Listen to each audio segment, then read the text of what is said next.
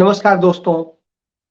आज हमारी संसद पर हमले की बरसी है। 2001 में हमारी संसद पर एक आतंकी हमला हुआ था। उस आतंकी हमले में हमारे तमाम जवान शहीद हुए थे। हमारे लोकतंत्र के लिए एक बड़ा धक्का था और उन शहीद जवानों को हम सलामी देते हैं। जिन लोगों के ऊपर यह आरोप लगे थे कि उन्होंने यह घटना अंजाम दी, उनमें से तमाम सारे लोग निर्दोष पाए गए और पाया गया कि उनको जबरन फंसाया गया था। निश्चित रूप से यदि जांच एजेंसियां इस तरह से करती हैं तो केस कमजोर करती हैं तो निश्चित रूप से एक दुखद स्थिति आती है। बहरहाल उन शहीदों को नमन करते हुए मैं आज अपनी बात शुरू करता हूं।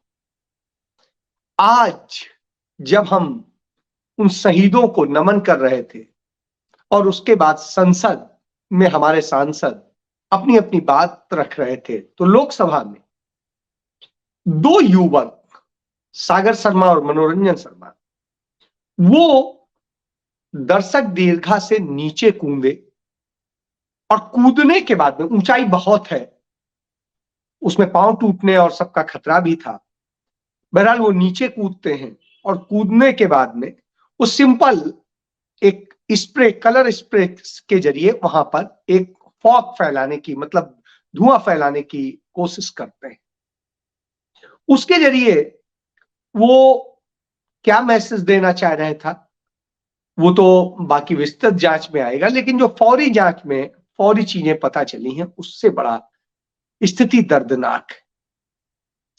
उनके दो साथी जो बाहर थे, एक नीलम कौर और एक अनमोल सिद्धू सिंधे, और ये दोनों जो बालक थे दोनों इंजीनियर थे, पढ़े लिखे थे। कोई ऐसा नहीं है कि अनपढ़ गंवार टाइप के हों, जाहिल हों। और जो बाहर भी थे वो भी सब पढ़े लिखे अच्छे प्रोफेशनल्स हैं।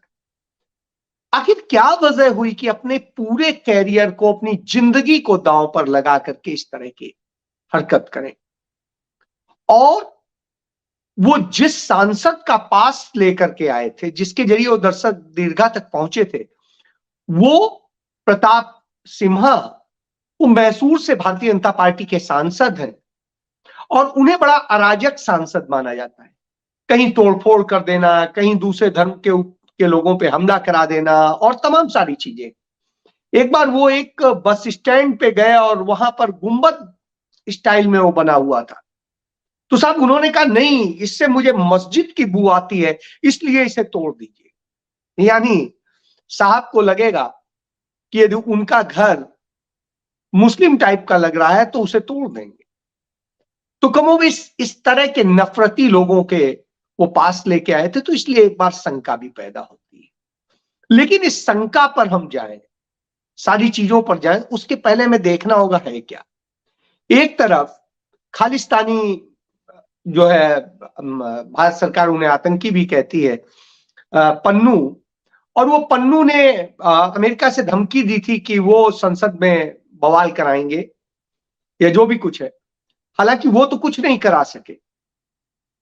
ये जो बच्चे थे इनमें से 3 तो हिंदू थे, एक जो लड़की है हिसार की, वो भी पंजाब से, उसका कोई बहुत नाता नहीं है, नीलम कौर। तो वो भी बड़ी भोली वाली और अपने आप में काम करने वाली।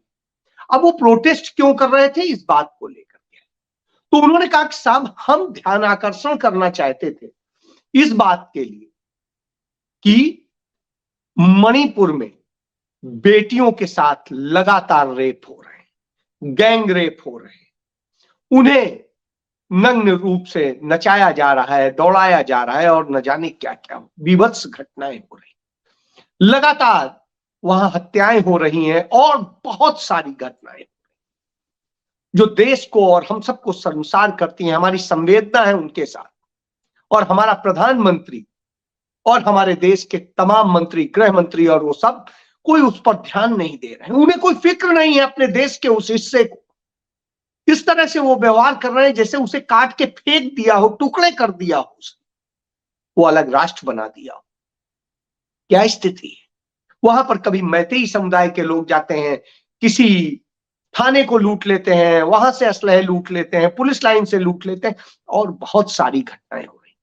मुख्यमंत्री आवास के पास से घटनाएं हो रही, बावजूद इसके किसी को फिक्र नहीं।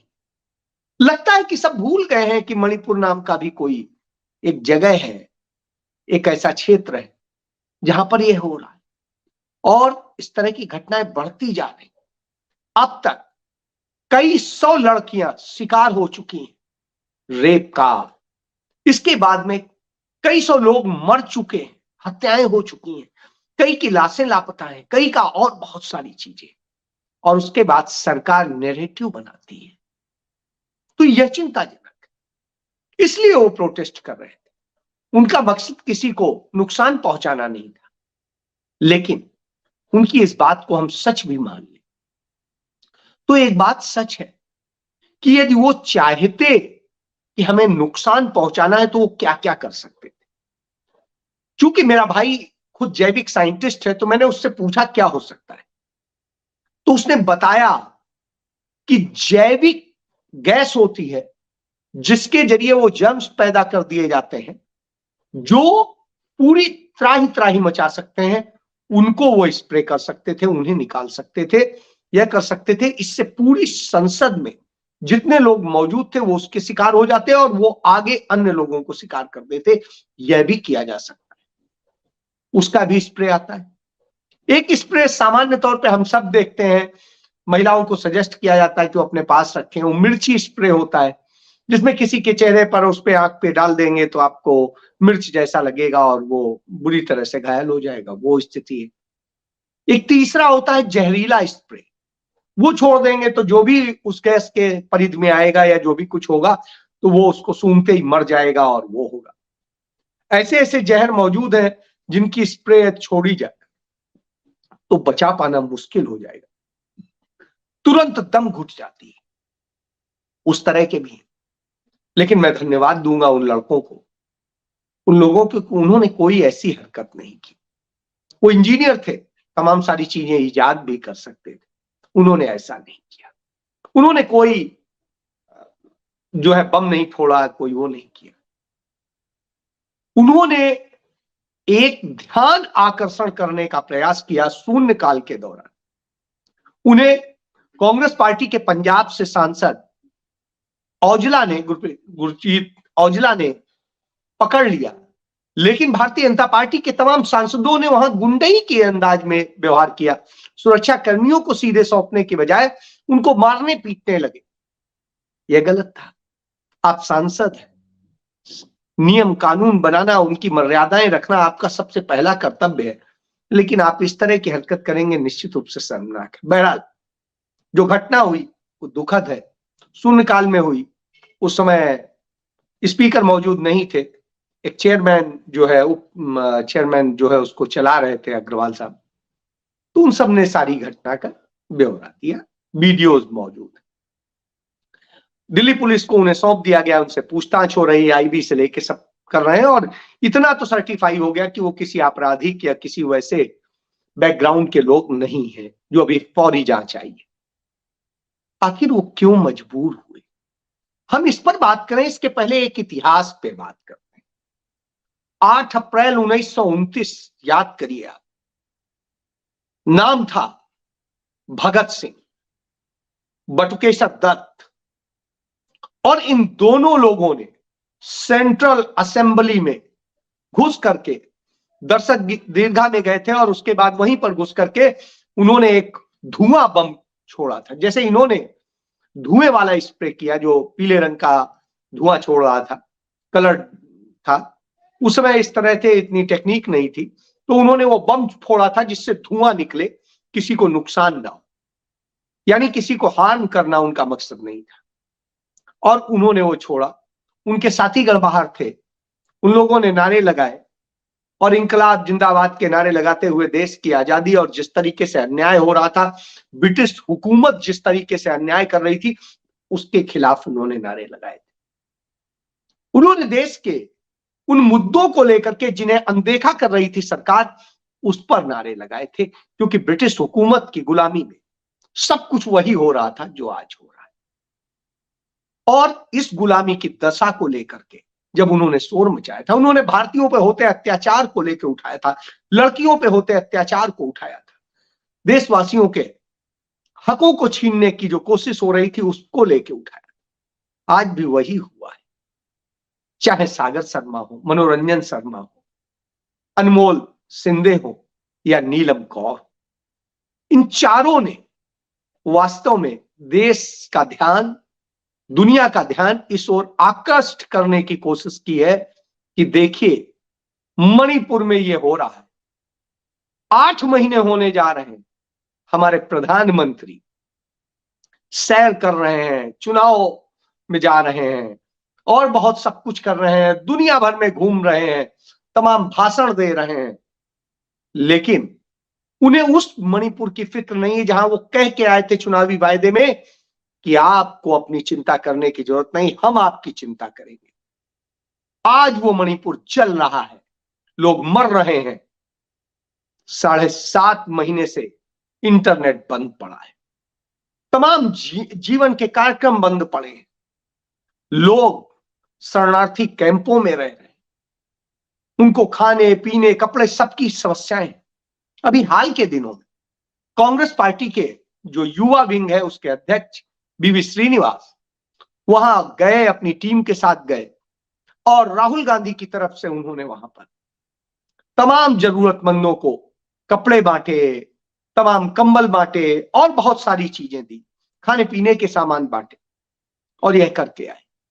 लेकिन कांग्रेस तो सत्ता में नहीं, न राज्य की और न ही केंद्र की, वो अपना कर्तव्य निभा रहे थे, उसका कोई प्रचार प्रसार नहीं हो रहा था।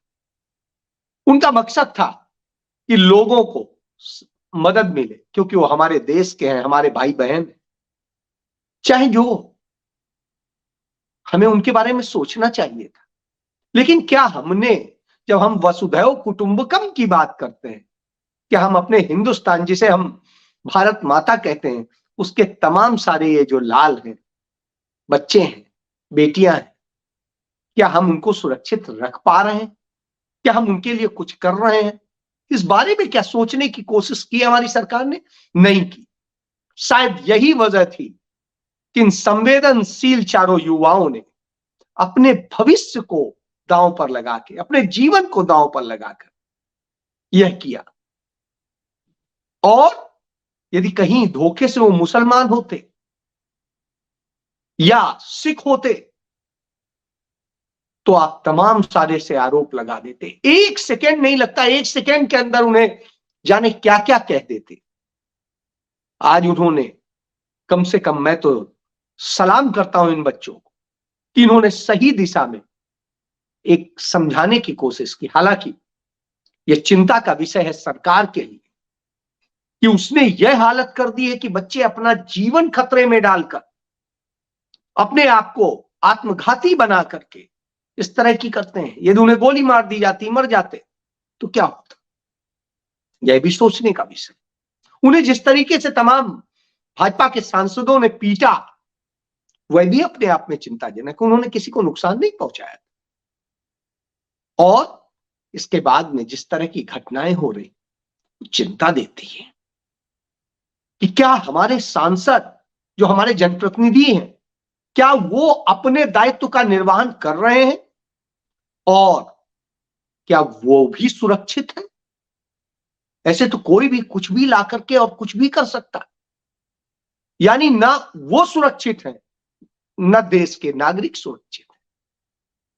और हालात कितने बुरे हो गए, इस चीज को समझना पड़ेगा। वहां देश के तमाम महान नेता भी हैं, तमाम तरह के नफरती लोग भी हैं, कुछ भी हो सकता था। बहाना लेकर के कोई भी किसी के साथ कुछ भी कर सकता था, किसी को मार सकता था, किसी के साथ और कोई घटना कर सकता था। आपको इसकी चिंता करनी चाहिए थी, लेकिन आपने कोई चिंता नहीं की। न सुरक्षा की आपको फिक्र है अंदर वालों की, न सुरक्षा की फिक्र है बाहर वालों की। और जिनके आप प्रतिनिधि हैं, जिनके बूते आप संसद में बैठे हैं और जिनके बूते आप सत्ता का सुख भोग रहे हैं, देश दुनिया घूम रहे हैं, उन्हीं के लिए आप कुछ नहीं करने तैयार। उनको असुरक्षित आपने कर दिया। जहां डबल इंजन की सरकारें हैं, उन राज्यों में हालात बद से बदतर है। कल भारतीय जनता पार्टी के एक एमएलए को सजा सुना दी गई कि उन्होंने एक नाबालिग बच्ची के साथ में रेप किया था। आप सोचिए, जितने बलात्कारी होते हैं वो भाजपा के ही क्यों निकलते हैं, चाहे सेंगर हो, चाहे चिन्मय आनंद हो, चाहे कोई हो।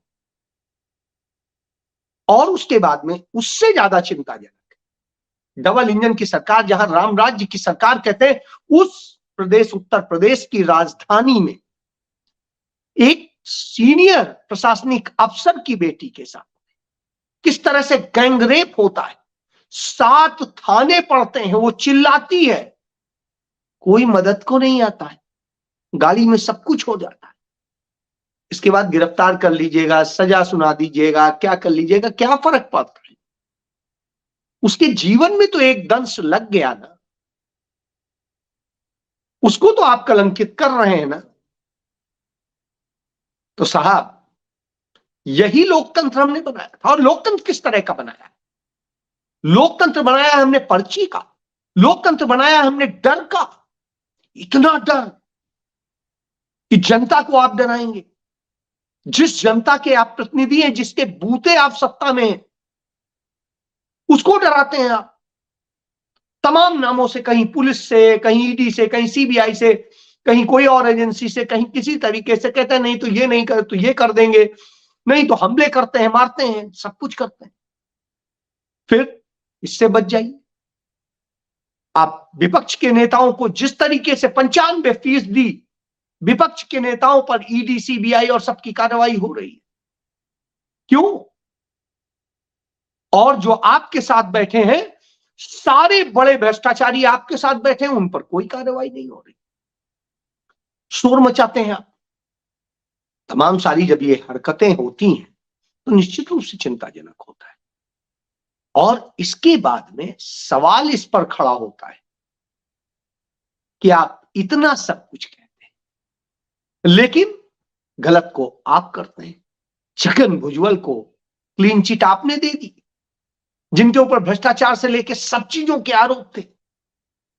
आपने ही, आपकी ईडी ने ही कार्रवाई की थी। अब ईडी कह रही फाइल नहीं मिल रही इसलिए खत्म कर देगी। वाह भैया,